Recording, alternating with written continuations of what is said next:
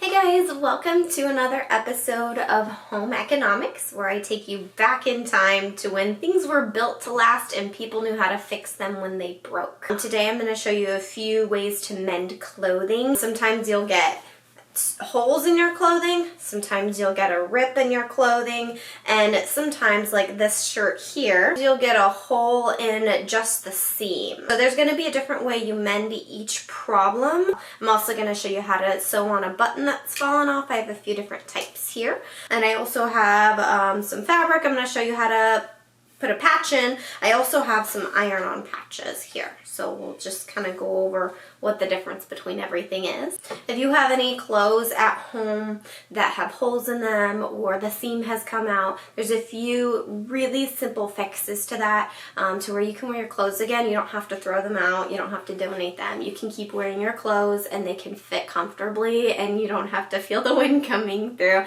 There's a lot of ways to fix your clothing.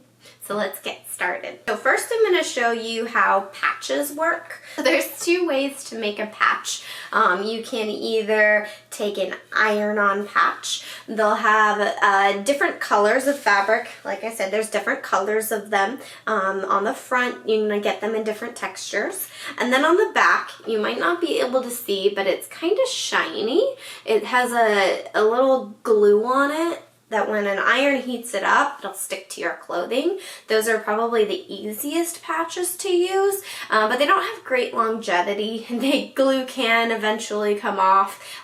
They don't look great. They're more for like if your kid skins the knees off their jeans, but kind of temporarily, and it's not really gonna make the garment look that great. The other type of patch you can do is take a separate piece of cloth and sew it over your hole. So if you have a big hole like this one, you're going to want to take a separate piece of fabric and cover that. If you have a small rip like this, these iron-on patches are great for that. I'm going to show you how these iron-on patches work. I'm going to start with a green one just because this one's already cut up. You can cut these up any way you like. You can make them circular, you can cut them up in half, you can make them just a regular rectangle, you can make little stars out of them. That's what I did when I was a kid and sewed them onto my jeans. That was kind of fun. You're going to make sure that your little patch will cover your hole. That's all you need to do. It doesn't need to be a big patch. It just needs to cover whatever rip or hole you have. So you always want to use an ironing board if you are ironing. If you don't have one, you can take a towel, put it over your table, and iron it that way. You want to make sure your iron is nice and hot. You're going to take, like I said, that shiny side on your patch, and you're going to lay it over your hole. And you're just going to put the iron right over that patch. It doesn't take a long time to actually heat this up and stick it.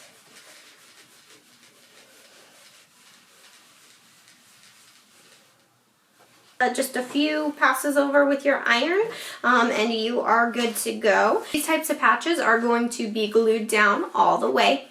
On all edges. From my experience, when I was a kid, I would rip these off like maybe 2 or 3 times over the course of having my jeans. I was pretty rough on them as a kid. The other way to sew on a patch, and this is more like if you have a big hole, like this one here, you can see my face through it. That's a big hole. I don't know how you would have got a hole like that, but it can happen. Maybe you tore your pants climbing over a fence and it caught your jean pocket. That can happen. Don't do it. And you can also make your patch any shape you want. I'm making this one kind of an odd shape because the hole is a little bit of an odd shape. Normally people will make a square or rectangular patch.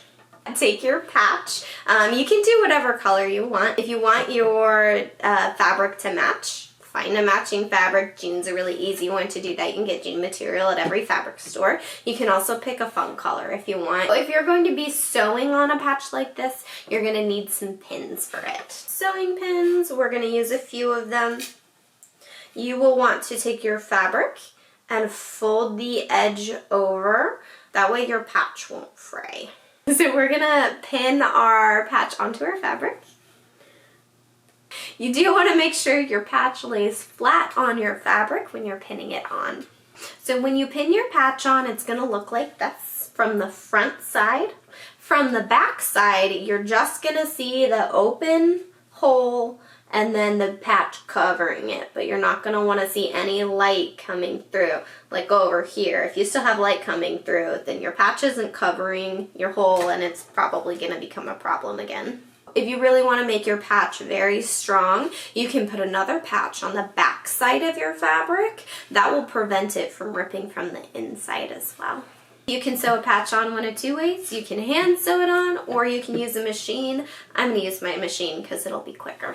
When you're sewing your patch on, you just want to be mindful of your corners. If any part of it pops out like this while you're sewing, you want to tuck that all the way back in. And make sure you're sewing all around the edge of your patch. If you want your patch to lay completely flat on the edge, you can always use a zigzag stitch to kind of go one side over the edge of the patch and one side on the actual fabric. That'll make it look nice, and it's kind of a nice detail. If you want to do that, you're welcome to as well. I'm just going to do a regular straight stitch here.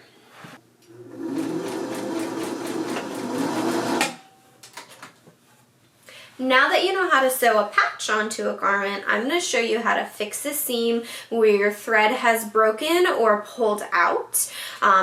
This is a really easy one to do, and I would say this probably happens more than actually getting holes in my fabric. I have had a lot of shirts over the years where maybe on the shoulder the seam came apart, but most likely it's going to be in the armpit, just like my shirt here. So you'll need a needle and thread for this one. I am going to use some red thread because I really don't care what color the armpit thread is going to be. Make a little knot at the end of your thread so it will stay in place. When you sew seams, you're going to actually do it from the inside. So you want to turn your fabric inside out. So this shirt is actually coming undone in both armpits. That just shows you how cheap shirts are made these days. So you're going to take your armpit hole here or your hole wherever it is. It's usually best to start from one seam and go out. You can always start here and go in, but sometimes it'll bunch a little bit once you get up to the actual seam. So I like to start at the seam, the cross seam.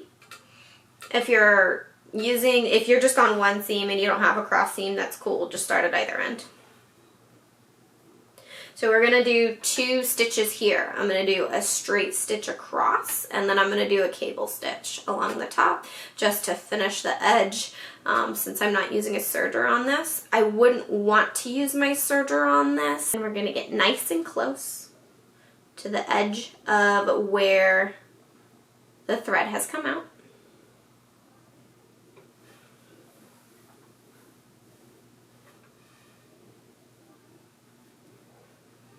And sew a nice straight stitch across. If you have a really wide hole here, feel free to pin it in place while you're sewing it. As you can see, I just followed the seam that was originally sewn into the fabric. Since this has come apart, I'm going to continue the seam just a few stitches into the other one because this will continue to unravel if I don't. It's not going to unravel on this side. You can see whatever your cross stitch is. So this stitch was sewn over the top, so it's not going to come apart past this point. So I only need to sew into the stitches going this way.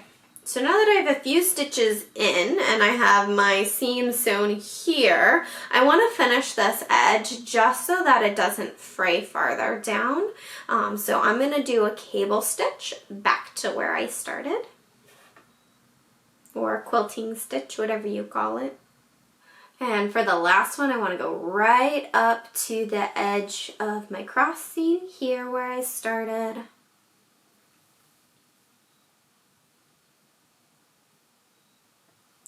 And I am going to pull my needle back through my thread and make another knot at the end. At this point, if you want, you can also cut the thread that originally came out. I usually like to leave those in just because if you cut it, it's more likely to unravel a second time.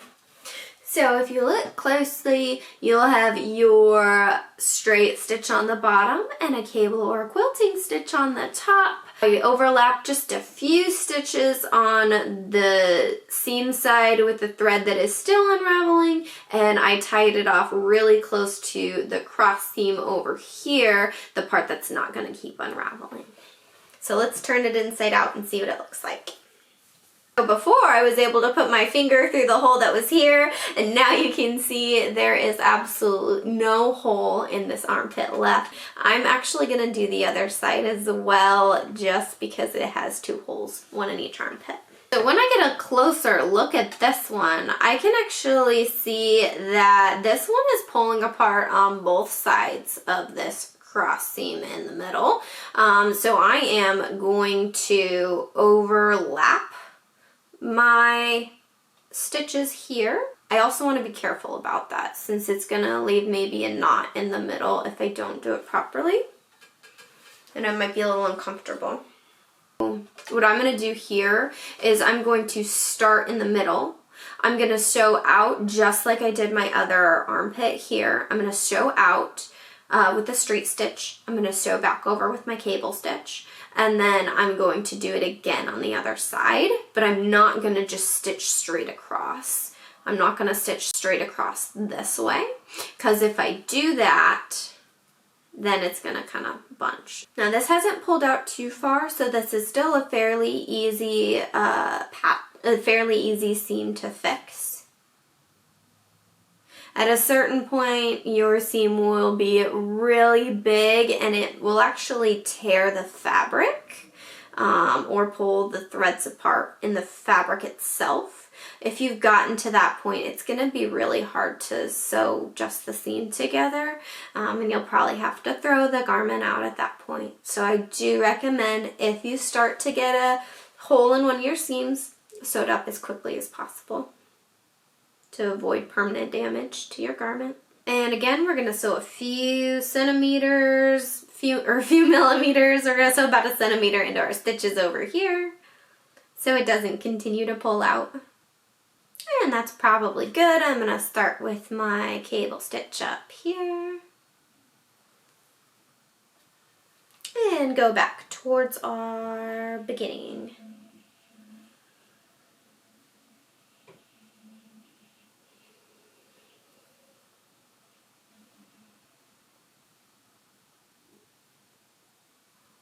Again, the tighter you make your stitches, the stronger your seam will be. When I switch sides here, I'm going to poke my needle through the cross seam here. I don't want to go below where the stitch already is. I just want to go through it so that it's not going to fold or make an uncomfortable extra lump there.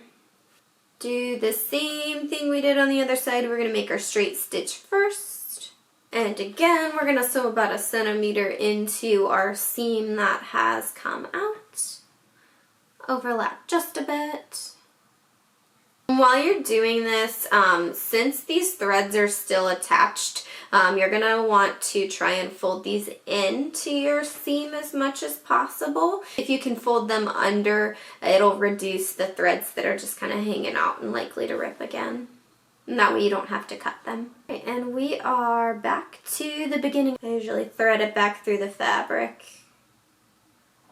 Here, I'll make a knot, thread my tail through the seam, and then snip it that way. So just like the other side, the other armpit, you're gonna have your straight stitch and then your cable stitch on top. This one's a little bit different because it goes on both sides. You'll see the side I was working on as well. You have your straight stitch and your cable stitch on top. So when we turn our garment right side out, there will be no hole in it. So now I can wear this shirt again. I'm really excited because this is one of my favorite ones. It's a really soft material and it's comfortable. The other really important thing to know about mending clothes is to sew buttons back on. I have a few different types of buttons here. I'm going to show you. Probably the two most common types of buttons that you're going to have come off your clothes are a small button with two holes like this one, or a larger button with no hole on the front. It's actually going to have a hole on the back side here. These will be on like blazers and pea coats. You won't see them like on a winter coat that has like a zipper. They'll mostly be on like blazer types that have a collar and lapels that come down. This is the other type of button that's very common, is the one with two holes. You'll see those on a lot of dress shirts. You'll see like a bunch of them really tight, close together, usually about an inch apart. These are probably the most likely to come off just because there's so many of them. When these come off, it's usually because the thread breaks. The other type of button you'll have, this one, it's kind of in the middle between the two sizes, and this one has 4 holes. Most of the time you'll see these like on pants. They'll be holding your zipper up. You don't see a whole lot of these on dress shirts or pants as much anymore. They're more going to be the other two types of buttons, but I'll show you how to put this one on as well. Again, you're going to make a knot in your thread. You don't need a lot of thread to sew a button on. So you can keep your tail really short. You can just use a really short piece of thread. This is enough to sew a button on. We'll start with the 2-hole button. Usually I mark where on the fabric it's going to be. If you have a shirt that's already pre-made and your button has come off, you're going to have little holes where it was. It's going to be really easy to figure out exactly where your button was. You don't have to mark it, just sew right back on where it came. Always put your thread in from the underside of your garment when you're sewing buttons on. These buttons will have, and it's going to be hard to tell on the camera, but this side is slightly concave and this side is just nice and smooth across. Usually buttons are going to have that little concave part is going to be on the outside. You can put it on the inside. Sometimes buttons are sewn on that way, but you want to check to see what way the rest of the buttons on your shirt are sewn on so that you can match what you have. You're going to take your needle and put it through one hole on your button, and you're going to put it through the other hole on your button. Now that's the only way you want to thread it. You're going to keep going up through the one hole and down through the other. If you do it the other way, you're going to end up with a loop around your button, and that's going to look bad and probably not hold it on very well. So just put your thread through one hole and out the other. And then you're going to go back to where you have your button sewn onto your fabric. You don't have to put it right through that hole. You can put it like 2 millimeters next to it, 2 or 3, that's fine. You don't want to just tug it tight. If you tug it really tight, you're not going to be able to squeeze your button back through the buttonhole on the other side. So you want to have just a little bit of thread for it to give. So just a little bit. You don't want to have too much. If you have this much thread and you can see your thread hanging out the other side of your button, that's going to catch and it's going to wiggle. Your button's not going to be sewn in very properly. It's going to wiggle around and not look right or be comfortable. And then you're going to go back to your original hole this time from the underside. Go back to your original hole. And you want to make sure you line your thread up with the buttonhole here. Pull your thread through. And this one's really, at this point, it's going to be a lot easier to set your tension on your button, how tight you have your thread. So just a little bit of wiggle is good, but not too much. And you're going to go back through the other hole in your button. And at that point, you can decide how many loops you want to do in your button. I would say most of the time coats are sewn or shirts are sewn on with like 3 to 5 layers of thread through them. So it just kind of depends on what your other buttons look like. You take a matching thread and then sew it through until it looks the same thickness as your other ones, and then you'll be good. I usually sew my buttons on 5 times. So we're going to come back to the outside of our fabric here, and then we're going to make a loop around the button. That'll actually strengthen the threads and protect them from the actual buttonhole pulling against them. So I'm going to loop around the button 3 times. So 1, 2, 3, and then I'm going to take my needle and put it back through the base and come out to the inside of the fabric and make a knot there. At this point, you will have a button that when you try to pull it through a buttonhole, it will go very easily. You don't want it to have too much give, and you don't want it to be too hard to pull through your buttonhole. And then when you fold your fabric over like this, it'll just sit nice and flush, just like the rest of your buttons. So the next one I'm going to show you how to sew on is the button with 4 holes in it. There's 2 main ways to sew on a button with 4 holes. The most common is to cross your threads. The other one is you can just do one on the top and one on the bottom here. So you'll have 2 parallel lines sewing your button on. I'm going to show you how to cross your threads on this one. Again, poke your needle in through the inside of your fabric to come towards the outside, because you always want your knot to be on the inside of the fabric. You're going to take your button, again, check what side your button faces. Usually the part with the little concave side is going to be facing out. So you come up from underneath your button, and then you're going to go down to the cross hole and pull it through your fabric. Again, you're going to go about 2 to 3 millimeters apart and tighten it. At this point, it's really easy to get your button twisted. You don't really want to twist your button. You want to make sure that your threads are even. This is more common with the buttons that have 4 holes than the ones that have 2. Make sure that you're sewing it on, like I said, not too tight, but not too loose as well. Again, you're going to go to the back side of your fabric and go back through your original hole and back through the first hole on the button. Come down to the bottom hole again. So this one, at this point, it's going to look very similar to your 2-hole button. But this time, you want to make a cross between the other 2 holes. So you're going to come to the back side of your fabric. You're going to come through. Oh, I did it right. You're going to come through your hole on the right side or left side, whatever side you prefer. And you're going to cross over into the last hole.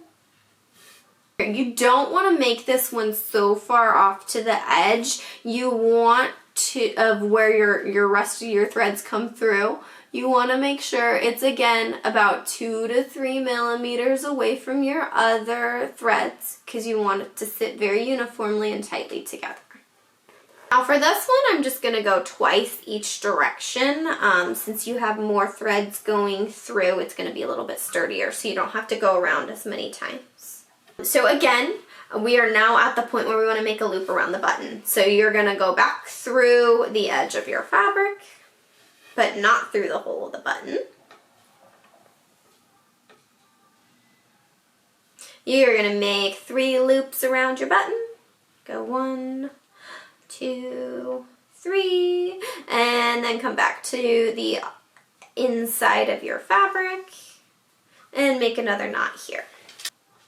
When you're sewing knots, make sure you're not pulling on the fabric too much. If you pull your thread and you tighten that too tight, it'll also affect how tight your button sits on your fabric. So you want to just do a gentle knot. You don't want to pull it too tight. You also don't want to make it too loose, because if you sew your knot out here, your fabric, as you use your button, is going to pull back through, and then it's going to loosen on the other side. So make sure you tighten your knots properly. Now that's a very common thing that will happen when you're sewing buttons onto a shirt that has a bunch of other buttons. Just make sure you don't get frustrated. Take your thread and unloop it from the other one. You do want to make sure that you're paying attention, that that doesn't happen while you're sewing, because if you get to the end point and then realize your thread has wrapped around another button, you're going to have to take the whole thing out and do it all over. So make sure you're paying attention while you're sewing it on. So now you have your 4-hole buttons sewn on right next to your 2-hole button. They're going to look very, very similar. You want them to sit flush with the fabric, but you want to have a little bit of give for when you take your buttonhole and put your button through it. So the last type of button you're going to have, these are usually very decorative, but a lot of the times they are used as a functional piece of your garment. That's why they come off. So you'll have a loop on the back side, just a loop like that. You're going to put your thread through it this way and sew it onto your fabric. It's not going to sit flush with your fabric. This one will flop over when it's sewn on. When it is buttoned up properly, it's going to sit flush. So this one you want to make sure, again, you're not making it too tight, but you also don't want to make this one sit too loose. If you make this one sit too loose, when you button your coat together, it's going to flop down and it's not going to actually keep your coat closed. So be a little bit more particular when you're trying to sew these types of buttons back on, because the final look is going to matter a little bit more. So again, you're going to start on the back side of your fabric and pull your needle through. When you're sewing these buttons on, they have a design. Make sure you sew your design on the correct way. These have a P on them. You don't want your P to look like a D. You want it to look like a P. So make sure you're sewing it on upright. I had a nice jacket that had buttons like these on it one time, and I sewed them on upside down. And I was so mad at myself. I had to take them all out and sew them back on the correct way. So you're going to make sure you have your button face up. You're going to come from the bottom and put your thread through your buttonhole from the bottom. And then take your needle and you're going to go above the thread that you have come out of the fabric with.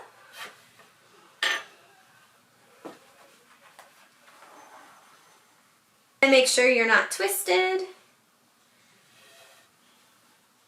So again, you're going to come back down to your original hole.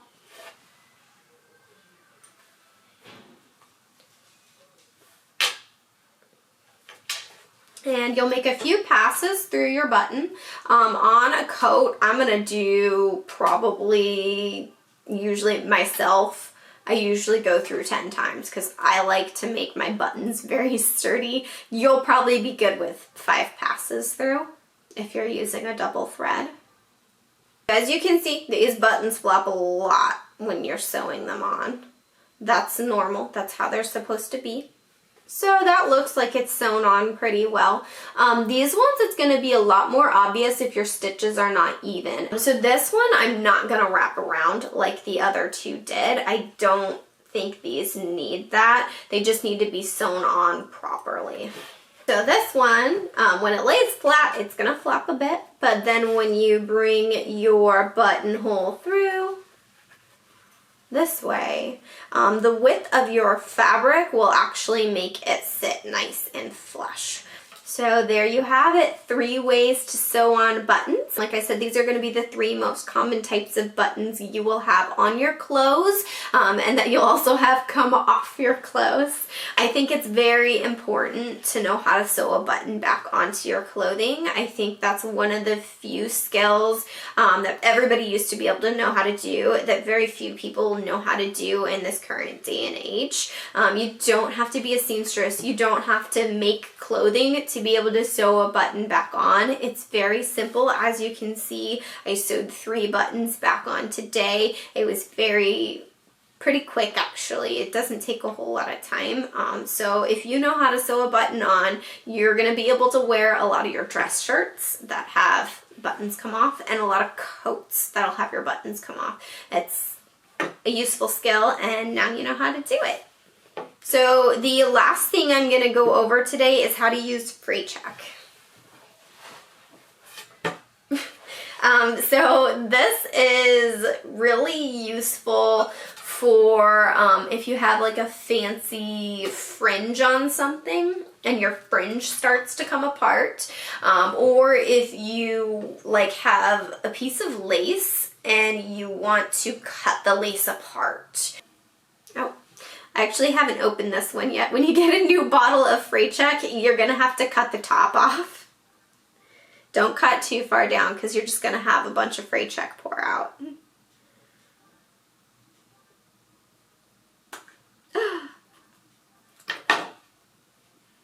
That's how my day's going. Let me get the butter scissors. Okay, take 2. There we go. So for the way you use freight check is you're just going to apply it to maybe the edge of your fabric. If you're using lace, you might put it on the whole little like flower you're cutting out. This way, I'm just gonna show you how I would apply it to this edge here. You can just take a little bit of glue and go down that edge. If you are using a serger and you want to finish your edge with a little bit of freight check, you're just gonna put it very small amount on the edge here. It is a good way to finish seams without adding extra bulk or having your thread hang out. I rarely use freight check to finish my seams off. If I do, I will usually tie a knot and then I'll thread it back through the thread and then I'll use just a little bit, but you don't want to just drench it on there. If you use freight check, your fabric will harden, so it's going to be a little bit harder there. I made a dress where I took the edge and I just drenched the seam in freight check. It's very sturdy. It's not going to come off, but it's a velvet dress. I like velvet because it's soft. When you put a bunch of freight check on it, it's not going to be soft anymore. So that was not a great idea in hindsight. But if you're doing that, keep that in mind. It is a good way to finish a seam if you're not too picky about the texture. If you have a hole in your garment like this, it's not a good idea to fix it with freight check because it will pull apart again. This is not like industrial strength glue. It's not like shoe glue. If you're wanting to, you know, glue 2 pieces of fabric together this way, you don't want to use freight check in the middle there and try and glue them that way. That's kind of dumb. That would be a dumb way to fix it. If you're trying to glue fabric together, just don't do it. Just get a needle and thread out and sew it together. That's the best way. So thank you everybody who has watched this video to the end. I've shown you 4 ways how to mend your clothing. I've shown you how to iron on a patch, how to sew on a patch, how to sew on a button, and also with this shirt I showed you how to fix a seam on your clothes. If you enjoyed this video, please leave a like. If you want to try anything here yourself or I taught you something new, leave a comment below. Let me know what I taught you. If you want to see more, hit the subscribe button and I will pop back up in your video feed with a different video. If you didn't like it, that's cool too. Thanks for watching the whole way through. I would say it's always awkward to end a video.